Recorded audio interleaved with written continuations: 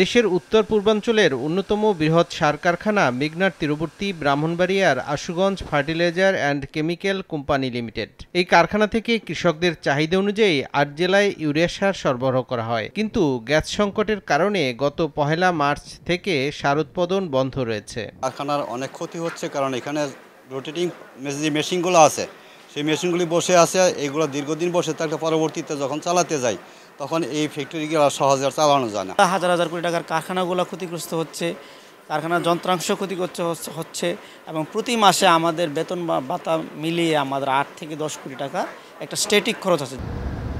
ব্রাহ্মণবাড়িয়া, চাঁদপুর, কিশোরগঞ্জ, নেত্রকোনা, হবিগঞ্জ, মৌলভীবাজার, সিলেট ও সুনামগঞ্জ জেলায় সার সরবরাহ বন্ধ রয়েছে।